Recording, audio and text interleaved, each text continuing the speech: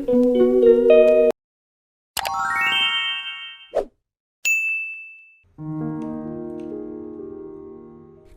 ನಮಸ್ತೆ, welcome back. ಎಲ್ಲರೂ ಹೇಗಿದ್ದೀರಾ? ಎಲ್ಲರೂ ಚೆನ್ನಾಗಿದ್ದೀರಾ ಅಂತ ಭಾವಿಸ್ತಾ ಇವತ್ತಿನ ವಿಡಿಯೋ ಬಂದು ಒಂದು simple home remedy hair care routine ಇರುತ್ತೆ. ಬನ್ನಿ ಅದ್ರ ಜೊತೆ ಒಂದು ಒಳ್ಳೆ ಸಾಂಬಾರನ್ನು ಕೂಡ ಶೇರ್ ಮಾಡ್ತಾ ಇದ್ದೀನಿ. ಸೊ ಎಲ್ಲವೂ ಕೂಡ ಇವತ್ತಿನ ವಿಡಿಯೋದಲ್ಲಿ ಒಂದು ಯೂಸ್ಫುಲ್ ಆಗಿರುವಂಥದ್ದೇ ನಿಮ್ಮ ಜೊತೆ ಇರುತ್ತೆ. ಮಿಸ್ ಮಾಡದೆ ಎಂಡ್ ತನಕ ನೋಡಿ. ಯಾರಿಗೆಲ್ಲ ಇಂಡೋರ್ ಪ್ಲ್ಯಾಂಟ್ ಇಷ್ಟ, ಹಾಗೆ ನನಗೆ ಪ್ಲ್ಯಾಂಟ್ಸ್ ಅಂದರೆ ತುಂಬ ಇಷ್ಟ. ನಾನು ಏನಾದರೂ ಒಂದು ಚೇಂಜಸನ್ನು ಮಾಡ್ಕೊಳ್ಳಿಕ್ಕೆ ಪ್ರಯತ್ನ ಪಡ್ತಾನೆ ಇರ್ತೀನಿ. ಹಾಗೆ ಈ ಪ್ಲ್ಯಾಂಟ್ ಬಂದು ತುಂಬಾ ದೊಡ್ಡದಾಗಿತ್ತು. ಸೊ ಇವಾಗ ಅದನ್ನು ದೊಡ್ಡ ಪಾಟ್ಗೆ ಹಾಕಿಡೋಣ ಅಂತ ಹೇಳಿ ಈ ಚಿಕ್ಕ ಪಾಟಲ್ಲಿ ಬೇರೆ ಏನಾದರೂ ಹಾಕಿಡೋಣ. ಹಾಗೆ ಮನಿ ಪ್ಲ್ಯಾಂಟ್ ಅಂತೂ ನಮ್ಮ ಮನೆಯಲ್ಲಿ ತುಂಬಾ ಚೆನ್ನಾಗಿ ಗ್ರೋತ್ ಆಗಿತ್ತು. ಅದೇ ರೀತಿಯಾಗಿ ನಮ್ಮ ಮನೆಯಲ್ಲಿ ಯಾವುದಾದ್ರೂ ಒಂದು ಗ್ಲಾಸ್ ಜಾರ್ ಏನಾದರೂ ಇದ್ದರೆ ನಾನು ಅದಕ್ಕೆ ಟ್ರಾನ್ಸ್ಫರ್ ಮಾಡ್ತಾ ಒಂದೊಂದು ಕಡೆ ಇಡ್ತಾ ಬರ್ತಾ ಇರ್ತೀನಿ. ಅವಾಗವಾಗ ಏನಾದರೂ ಚೇಂಜಸ್ ಇದ್ದರೆ ತುಂಬ ಚೆನ್ನಾಗಿರುತ್ತೆ ಅಲ್ವಾ? ಸೊ ಅದೇ ರೀತಿ ನಮಗೆ ನಾವು ಕಾಳಜಿ ಕೊಡೋದು ಕೂಡ ಅಷ್ಟೇ ಇಂಪಾರ್ಟೆಂಟ್ ಆಗುತ್ತೆ. ಇವತ್ತು ನಾನು ವಾರಕ್ಕೆ ಒಮ್ಮೆ ಮನೆಯಲ್ಲಿ ಮಾಡ್ಕೊಳ್ಬಹುದಾದಂಥ ಒಂದು ಸಿಂಪಲ್ ಹೇರ್ ಮಾಸ್ಕನ್ನು ಶೇರ್ ಮಾಡ್ತೀನಿ.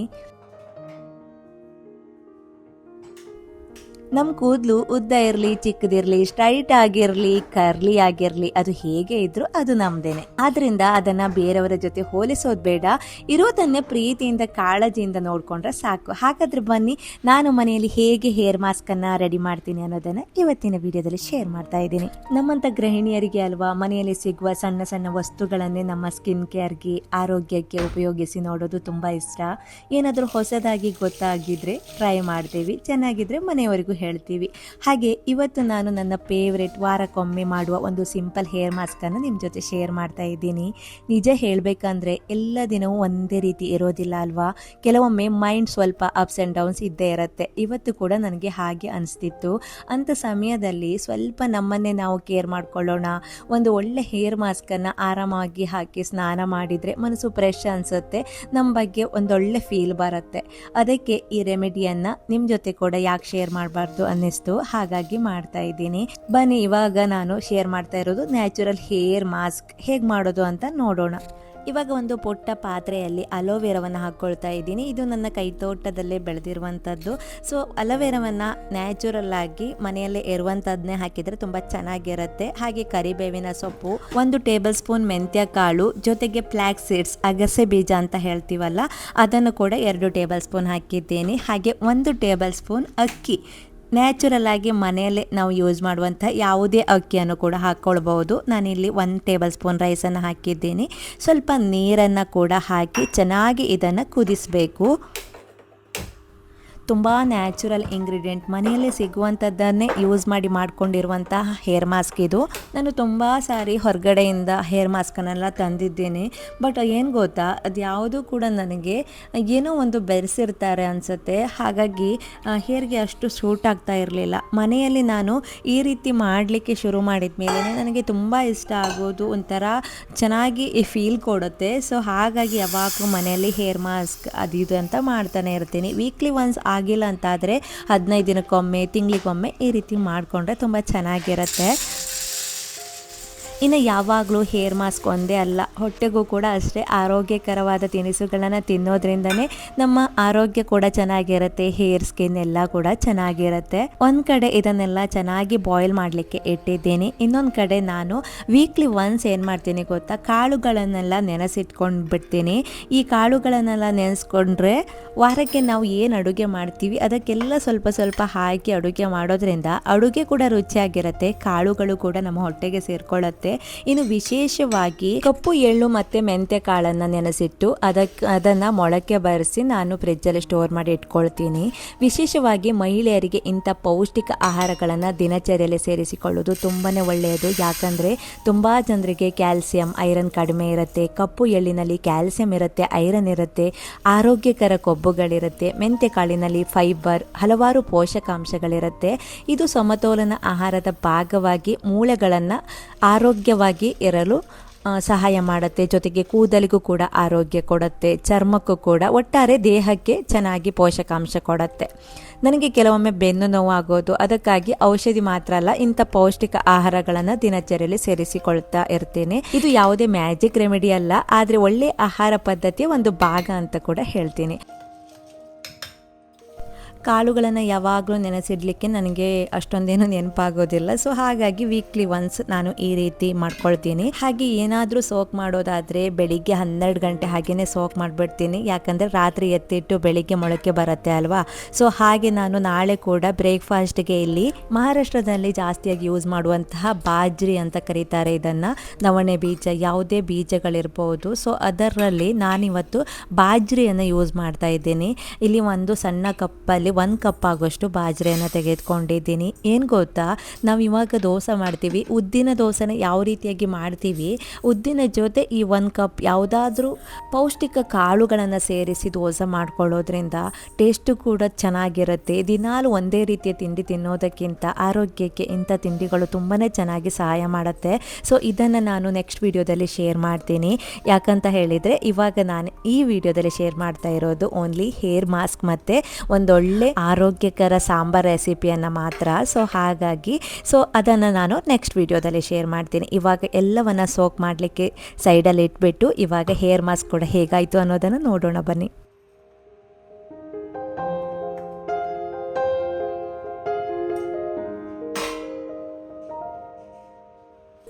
ಆವಾಗಲೇ ಒಂದಿಷ್ಟು ರೆಮಿಡಿಯನ್ನು ಕುದಿಸಲಿಕ್ಕೆ ಇಟ್ಟಿದ್ನಲ್ವ, ಅದನ್ನು ಸೈಡಲ್ಲಿಟ್ಟು ಇವಾಗ ಒಂದು ಮಿಕ್ಸಿ ಜಾರಿಗೆ ಮೊಸರನ್ನು ಹಾಕ್ತಾ ಇದ್ದೀನಿ. ಮೊಸರು ಸಾಕಷ್ಟು ಹೆಲ್ತ್ಗೆ ಒಳ್ಳೆಯದು, ಬರೀ ತಿನ್ನೋದಕ್ಕೆ ಮಾತ್ರ ಅಲ್ಲ, ಹೇರ್ಗೆ, ಸ್ಕಿನ್ಗೆ ಅವಾಗವಾಗ ಯೂಸ್ ಮಾಡ್ತಾನೆ ಇರ್ಬೋದು. ನಾನಿಲ್ಲಿ ಸ್ವಲ್ಪ ಮೊಸರು ಹಾಗೆ ನಾನಿಲ್ಲಿ ಆಲಿವ್ ಆಯಿಲನ್ನು ಯೂಸ್ ಮಾಡ್ತಾ ಇದ್ದೀನಿ. ಇದರ ಬದಲಿಗೆ ತೆಂಗಿನ ಎಣ್ಣೆ ಕೂಡ ಹಾಕ್ಬೋದು. ಆಲಿವ್ ಆಯಿಲ್ ಹಾಕಿದ ನಂತರ ನಾನಿದಕ್ಕೆ ಆವಾಗಲೇ ಬೇಯಿಸಿಕೊಂಡಿರುವಂತಹ ಇಂಗ್ರೀಡಿಯೆಂಟ್ ಇದೆಯಲ್ಲ ಅದೆಲ್ಲವನ್ನು ಕೂಡ ಮಿಕ್ಸಿ ಜಾರಿಗೆನೆ ಹಾಕಿ ಗ್ರೈಂಡ್ ಮಾಡ್ತೀನಿ.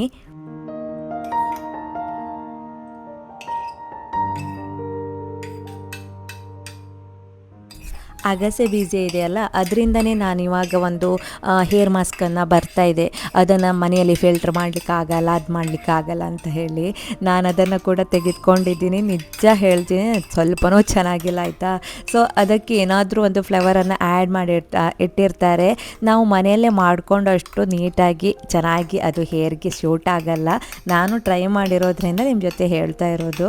ಸೊ ಯಾಕೆ ಗೊತ್ತಾ, ನಾವು ಮನೆಯಲ್ಲೇ ಮಾಡಿ ನೋಡೋಣ, ಸ್ವಲ್ಪ ಕಷ್ಟ ಆಗುತ್ತೆ ಅಂತ ಹೇಳ್ತಾರೆ, ಆ ರೀತಿ ಮಾಡೋದು ಬೇಡ, ಈ ರೀತಿ ಮಾಸ್ಕ್ ಆಗಿ ಮಾಡೋಣ, ತುಂಬ ಚೆನ್ನಾಗಿರುತ್ತೆ. ಸೊ ಇವಾಗ ಇದನ್ನು ಗ್ರೈಂಡ್ ಮಾಡ್ಕೊಳ್ತಾ ಇದ್ದೀನಿ.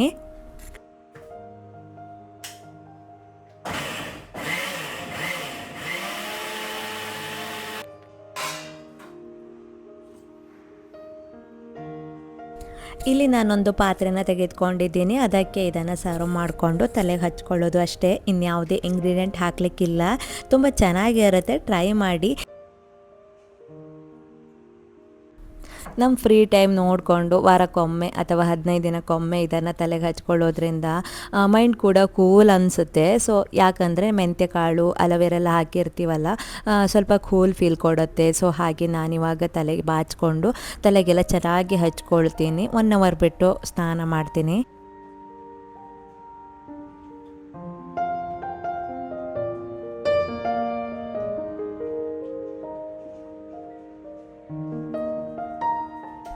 ಒನ್ ಅವರ್ ಆದಮೇಲೆ ಮತ್ತೆ ವ್ಲಾಗನ್ನು ಸ್ಟಾರ್ಟ್ ಮಾಡಿದ್ದೀನಿ. ತಲೆ ಕೂದಲನ್ನು ಚೆನ್ನಾಗಿ ವಾಶ್ ಮಾಡ್ಕೊಂಡು ಬಂದೆ.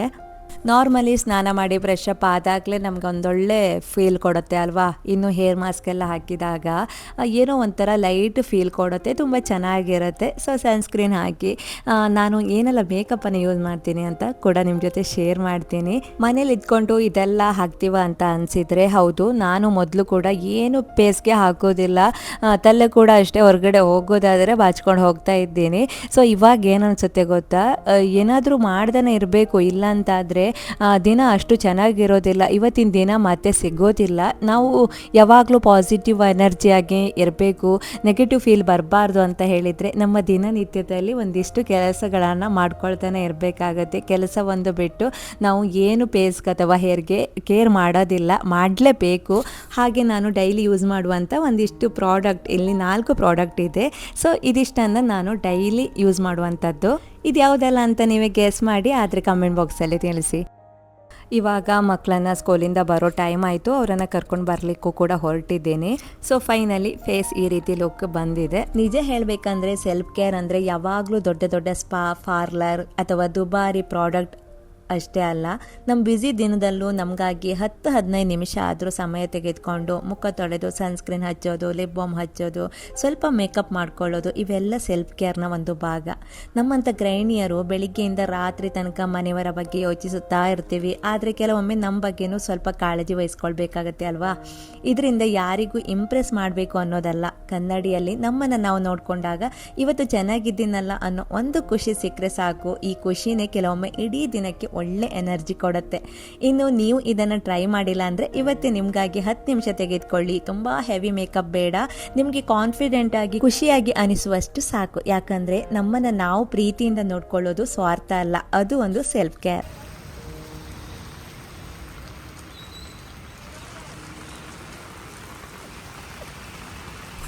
ಆಲ್ರೆಡಿ ಟೈಮ್ ಆಯಿತು, ಇವಾಗ ಮಕ್ಕಳನ್ನ ಕರ್ಕೊಂಡು ಹೋಗ್ಲಿಕ್ಕಂತ ಬಂದೆ. ಇವತ್ತು ಹೆವಿ ಮಳೆ ಇತ್ತು. ಸೊ ಮಕ್ಕಳು ಸ್ಕೂಲಿಂದ ಬರಬೇಕಾದ್ರೇ ಜಾಸ್ತಿ ಮಳೆ ಬರೋದು. ಯಾಕಂದರೆ 1-1:30 ತನಕ ತುಂಬಾ ಬಿಸಿಲಿತ್ತು. ಸಡನ್ನಾಗಿ ಸರಿಯಾಗಿ ಮಳೆ ಬಂತು. ಇನ್ನು ನಾನು ಬೆಳಿಗ್ಗೆನೆ ಹುರುಳಿ ಕಾಳುಗಳನ್ನು ನೆನೆಸಿಟ್ಟು ಹೋಗಿದ್ದೆ.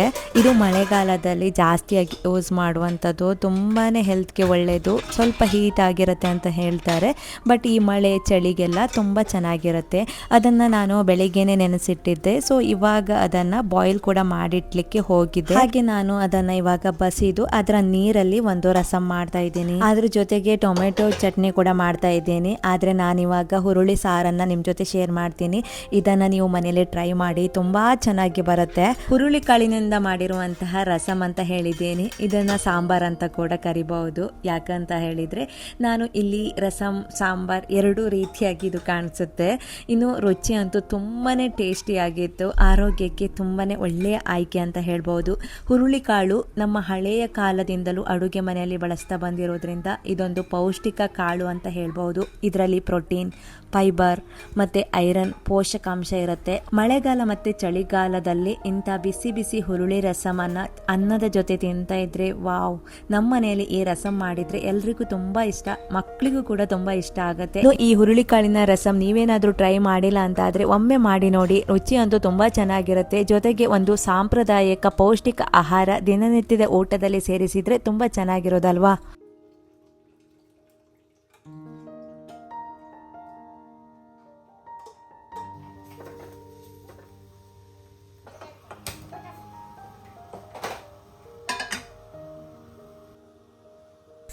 ನಮ್ಮ ಆರ್ನಾಗೆ ಎಕ್ಸಾಮ್ ಕೂಡ ಇತ್ತು, ಹಾಗಾಗಿ ಅಲ್ಲಿ ಸ್ಟಡಿ ಮಾಡ್ತಾ ಇದ್ದಾಳೆ ಪಕ್ಕದಲ್ಲೇ. ಹಾಗೆ ನಾನಿಲ್ಲಿ ಹುರುಳಿ ಕಾಳನ್ನು ಬೇಯಿಸಿಕೊಂಡಿರುವಂಥ ನೀರಿದೆಯಲ್ಲ ಅದನ್ನು ಒಂದು ಪಾತ್ರೆಗೆ ಹಾಕ್ಕೊಂಡಿದ್ದೀನಿ. ಇವಾಗ ನಾನಿಲ್ಲಿ ಹುಳಿಯನ್ನು ಆಲ್ರೆಡಿ ನೆನೆಸಿಟ್ಕೊಂಡಿದ್ದೆ, ಹುಣಸೆ ಹುಳಿಯನ್ನು ನೆನೆಸ್ಕೊಂಡಿದ್ದೆ. ಸೊ ಇವಾಗ ಅದನ್ನು ಕೂಡ ಅದಕ್ಕೆ ಹಾಕ್ತಾ ಇದ್ದೀನಿ. ಹಾಗೆ ಸ್ವಲ್ಪ ಬೆಲ್ಲ ಈ ರೀತಿಯೆಲ್ಲ ಹಾಕಿದ್ರೇ ಅದು ತುಂಬ ಟೇಸ್ಟಿಯಾಗಿ ಬರೋದು. ಜೊತೆಗೆ ನಾನಿಲ್ಲಿ ಕರಿಬೇವಿನ ಸೊಪ್ಪನ್ನು ಕೂಡ ಹಾಕ್ತಾ ಇದ್ದೀನಿ. ಇವಾಗ ಒಂದು ಮಿಕ್ಸಿ ಜಾರಿಗೆ ಸ್ವಲ್ಪ ಕಾಯಿ ತುರಿ, ಆವಾಗಲೇ ಹೇಳ್ದಾಗೆ ಸಾಂಬಾರ್ ಅಂತ ಕೂಡ ಹೇಳ್ಬೋದು, ರಸಮ್ ಅಂತ ಕೂಡ ಹೇಳ್ಬೋದು ಅಂತ ಹೇಳಿ ಸ್ವಲ್ಪ ಕಾಯಿ ತುರಿ ಹಾಕಿದ್ರೇ ತುಂಬ ರುಚಿಯಾಗಿ ಬರೋದು. ಹಾಗೆ ಖಾರಕ್ಕೆ ನಾನಿಲ್ಲಿ ಅಚ್ಚ ಖಾರದ ಪೌಡರನ್ನು ಕೂಡ ಹಾಕ್ತಾ ಇದ್ದೀನಿ. ಯಾಕೆ ಗೊತ್ತಾ, ಸ್ವಲ್ಪ ಖಾರ ಖಾರವಾಗಿದ್ದರೆ ಚೆನ್ನಾಗಿರೋದು. ಜೊತೆಗೆ ರಸಮ್ ಪೌಡರ್ ಕೂಡ ಬಳಸ್ತಾ ಇದ್ದೀನಿ. ಅಷ್ಟೇ ಅಲ್ಲ, ಸಾಂಬಾರ್ ಆಗಿರೋದ್ರಿಂದ ಸ್ವಲ್ಪ ಜೀರಿಗೆ, ಕೊತ್ತಂಬರಿ ಪೌಡರನ್ನು ಹಾಕಿದರೆ ತುಂಬ ಚೆನ್ನಾಗಿರುತ್ತೆ. ಸೊ ರಸಮ್ ಪೌಡರ್ ಇವಾಗ ಹಾಕ್ತಾ ಇದ್ದೀನಲ್ವ, ಸ್ವಲ್ಪ ನೀರನ್ನು ಸೇರಿಸಿ ಗ್ರೈಂಡ್ ಮಾಡ್ಕೊಳ್ತೀನಿ.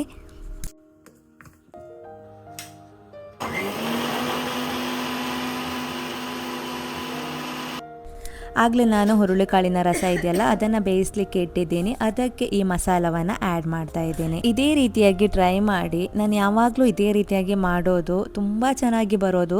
ಹಾಗೆ ಮಕ್ಕಳಿಗೂ ಇಷ್ಟ ಆಗುತ್ತೆ. ಇದು ಮಾಡಿದರೆ ಎಲ್ರಿಗೂ ಕೂಡ ಊಟ ಚೆನ್ನಾಗಿ ಸೇರೋದು. ಸೊ ನಾರ್ಮಲ್ ಆಗಿ ಹುರುಳಿಕಾಳಿನ ಸಾರನ್ನು ಹಲವಾರು ರೀತಿಯಲ್ಲಿ ಮಾಡ್ಬೋದು. ನಾನು ಯಾವಾಗಲೂ ಇದೇ ರೀತಿ ಮೆಥಡನ್ನು ಯೂಸ್ ಮಾಡ್ತೀನಿ. ರುಚಿಗೆ ತಕ್ಕಷ್ಟು ಉಪ್ಪನ್ನು ಸೇರಿಸಿ ಇವಾಗ ಹುರುಳಿಕಾಳನ್ನು ನಾವು ಬೇಯಿಸ್ಕೊಂಡಿದ್ವಲ್ಲ ಅದರಲ್ಲಿ ಸ್ವಲ್ಪ ಹುರುಳಿಕಾಳನ್ನು ಮಿಕ್ಸಿ ಜಾರಿಗೆ ಹಾಕಿ ಸ್ವಲ್ಪ ನೀರನ್ನು ಸೇರಿಸಿ ಗ್ರೈಂಡ್ ಮಾಡ್ಕೊಳ್ತೀನಿ. ಆ ಗ್ರೈಂಡ್ ಮಾಡಿರುವಂತಹ ಹುರುಳಿಕಾಳನ್ನು ಕೂಡ ಇದಕ್ಕೆ ಸೇರಿಸಬೇಕು. ಆವಾಗ ಸ್ವಲ್ಪ ಕನ್ಸಿಸ್ಟೆನ್ಸಿ ತುಂಬ ಚೆನ್ನಾಗಿ ಬರುತ್ತೆ. ನೀರು ಬೇಕಾದರೆ ಸ್ವಲ್ಪ ಆ್ಯಡ್ ಮಾಡ್ಕೊಳ್ಬೋದು. ಇದೇ ಟೈಮಲ್ಲಿ ಚೆನ್ನಾಗಿ ಇದನ್ನು ಕುದಿಸ್ಬಿಟ್ಟು ಕೊನೆಗೆ ನಾನಿಲ್ಲಿ ಕೊತ್ತಂಬರಿ ಸೊಪ್ಪನ್ನು ಹಾಕ್ತಾ ಇದ್ದೀನಿ. ತುಂಬ ರುಚಿಯಾಗಿ ಬರುತ್ತೆ. ತುಂಬ ಬಾರಿ ಹೇಳ್ತಾ ಇದ್ದೀನಿ, ಒಮ್ಮೆ ಟ್ರೈ ಮಾಡಿ ಹೇಗಾಯಿತು ಅನ್ನೋದನ್ನು ಕಮೆಂಟ್ ಬಾಕ್ಸಲ್ಲಿ ತಪ್ಪದೆ ತಿಳಿಸಿ. ಸೊ ನೋಡಿದ್ರಲ್ಲ, ಇದಾಗಿತ್ತು ಇವತ್ತಿನ ಒಂದೊಳ್ಳೆ ಸಾಂಬಾರ್. ಇದಕ್ಕೆ ಜೊತೆಗೆ ನಾನು ಆಸ್ ಯೂಸ್ವಲ್ ಯಾವಾಗಲೂ ಮಾಡುವಂಥದ್ದು ರಾಗಿ ರೊಟ್ಟಿ, ಇದನ್ನು ತುಂಬ ಸಾರಿ ಶೇರ್ ಮಾಡಿದ್ದೀನಿ ಕೂಡ. ಸೊ ರಾಗಿ ರೊಟ್ಟಿಯನ್ನು ಕೂಡ ಮಾಡ್ತಾ ಇದ್ದೀನಿ. ನಮ್ಮ ಮನೆಯಲ್ಲಿ ಬೇಗ ಊಟ ಆಗೋದು, ಸೊ ಹಾಗಾಗಿ ಟೊಮೆಟೊ ಚಟ್ನಿ ಕೂಡ ಮಾಡಿದ್ದೀನಿ. ಇದಾಗಿತ್ತು ಇವತ್ತಿನ ಈ ವಿಡಿಯೋ ನಿಮಗೆ ಇಷ್ಟ ಆಯಿತು ಅಂತ ಭಾವಿಸ್ತೀನಿ. ಇಷ್ಟವಾದರೆ ಪ್ಲೀಸ್ ಲೈಕ್ ಮಾಡಿ. ಇನ್ನೂ ಯಾರೆಲ್ಲ ಈ ಚಾನಲ್ನ ಸಬ್ಸ್ಕ್ರೈಬ್ ಮಾಡ್ಕೊಳ್ಳಿ ನೋಡ್ತಾ ಇದ್ದೀರಾ, ಸಬ್ಸ್ಕ್ರೈಬ್ ಮಾಡ್ಕೊಳ್ಳಿ. ರಾತ್ರಿ ಆಗೋದ್ರೊಳಗೆ ಊಟ ಕೂಡ ಆಯಿತು. ಇದಾಗಿತ್ತು ನನ್ನ ಇವತ್ತಿನ blog. Bye bye, thanks for watching.